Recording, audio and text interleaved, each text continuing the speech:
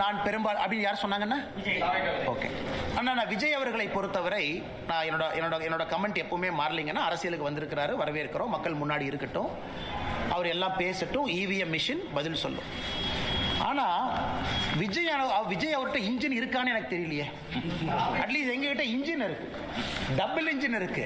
விஜய் அவங்க இன்ஜினையே நம்ம பார்க்கலையே. அது இன்ஜின் இருக்கா, இல்ல கார்பரேட்டர் இருக்கா, அந்த இன்ஜினை ஸ்டார்ட் பண்ற ஆள் இருக்கா, அந்த இன்ஜின் வந்து ஒரு சேசியில மாட்டுவாங்களான்னு. வண்டி இல்ல, சேசி இல்ல, இன்ஜின் இல்ல, அதுக்குள்ள போடுற பெட்ரோல் இல்ல, டீசல் இல்ல.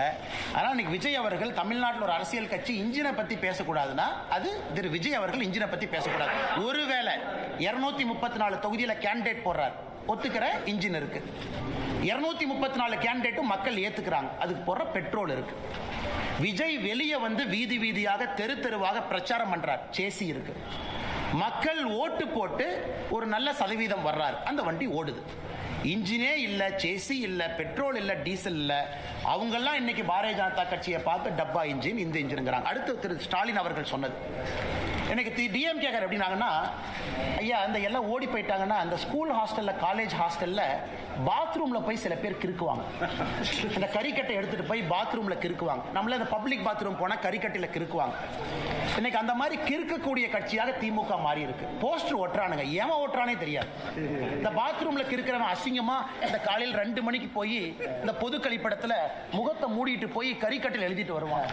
இன்னைக்கு திமுக கார டப்பா இன்ஜின் ஒட்டுறானா காலையில முகத்தை மூடிட்டு போய் ஒட்டிட்டு வர்றான்.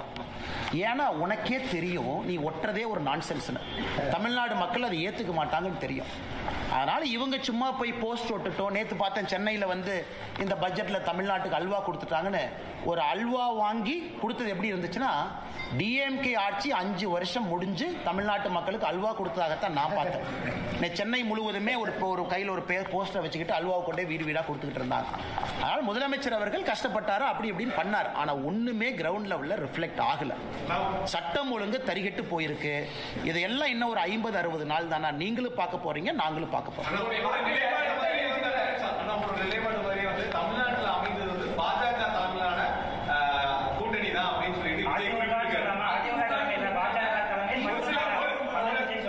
மாதத்துக்கு முன்பு நீங்க அந்த பேரே சொல்லாமல் சொல்லிட்டு தேசிய தலைமையிலான கூட்டணி தான். அதே வந்து விஜய் வந்து சொல்லியிருக்காரு அப்படிங்கிற போது அந்த அமைப்பு தான் இருக்கா தமிழ்நாட்டில். அண்ணா ஒரு விஷயத்தை புரிஞ்சுக்கணுங்கண்ணே, நாங்கள் எல்லாமே ஒரு கட்சியினுடைய தொண்டர்கள். விருப்பு வெறுப்பு இருந்தாலும் கூட எங்களுடைய தலைவர்கள் முடிவு செய்த பிறகு நாங்கள்லாம் களத்தில் பாடுபடுறோம்.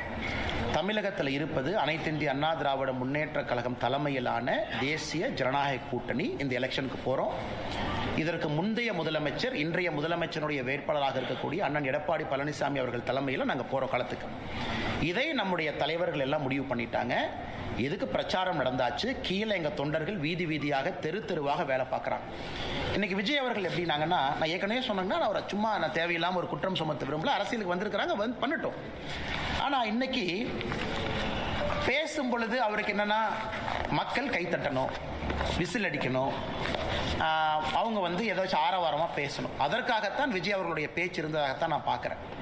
அது ரொம்ப சப்ஸ்டன்ஸா மக்களை சிந்திக்க வைக்கிற அளவுக்கு, எதற்காக நான் இத்தனை கட்சிகளை தாண்டி உங்களுக்கு ஓட்டு போடணும், உங்க பாலிசி என்ன, உங்க ப்ரோக்ராம் என்ன, நீங்க தமிழ்நாட்டுக்கு என்ன செய்ய இதுவரைக்கும் செய்யாத என்ன செய்ய போறீங்க அப்படிங்கிறத நான் பார்க்கலீங்கன்னா. ஸோ விசிலுக்காக, ஒரு கைத்தட்டலுக்காகத்தான் விஜய் அவர்கள் பேசினாங்க. அதில் தான் அந்த கூட்டணியை பற்றி பேசினதாக மட்டும்தான் நான் பார்க்குறேன்.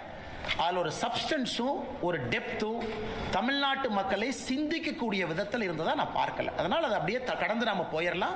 எல்லோருக்குமே தெரியும், 4 பேர் 4 சொல்லத்தான் செய்வாங்க. அதை பற்றி எங்களுக்கு கவலை இல்லை. இந்த தேர்தல் அதில் முக்கியத்துவம் கொடுமா பாஜகவோட தேர்தல்? அண்ணா இன்னைக்கு எங்களுடைய முன்னாள் மாநில தலைவர், முன்னாள் ஆளுநர் அக்கா தமிழிசை அவர்கள் தமிழ்நாடு முழுவதுமே இன்னைக்கு சுற்றுப்பயணம் செய்ய இருக்கிறாங்க. அந்த குழுவோடு மக்களுடைய எண்ணங்களை பிரதிபலிக்கக்கூடிய வகையில் வண்டிகள் இன்னைக்கு எல்லா மாவட்டத்துக்கும் போயிருக்கு. அதில் மக்கள் இன்னைக்கு அந்த பெட்டியில் போட போறாங்க என்ன வேணும்.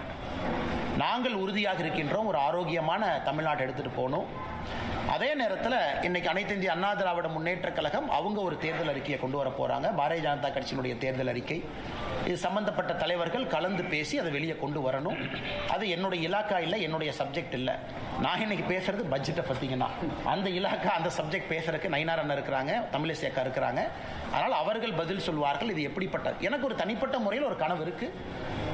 கட்சியின் அடிப்படையில் ஒரு தனிப்பட்ட மனிதனுடைய கனவெல்லாம் கட்சியினுடைய அறிக்கையில் வருவதற்கான சாத்தியக்கூறுகள் இருக்காது. அது இருப்பதற்கான வாய்ப்பும் இல்லை நடைமுறை அரசியல்ல.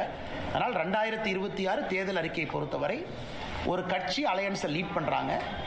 மற்ற கட்சிகள் தேர்தல் அறிக்கையை தயாரிக்கும் பொழுது பிரச்சனை இல்லாத அளவுக்கு அந்த அறிக்கை இருக்கணும். அதெல்லாம் பக்குவப்பட்ட தலைவர்கள் இருக்கிறாங்க. அதை அவர்கள் முறையாக கொண்டு வருவாங்க. அந்த சம்பந்தப்பட்ட தலைவர்கள்ட்ட நீங்கள் அந்த கேள்வியை கேட்குமாறு அன்போடு கேட்டுக்கொள்ளுங்கள்.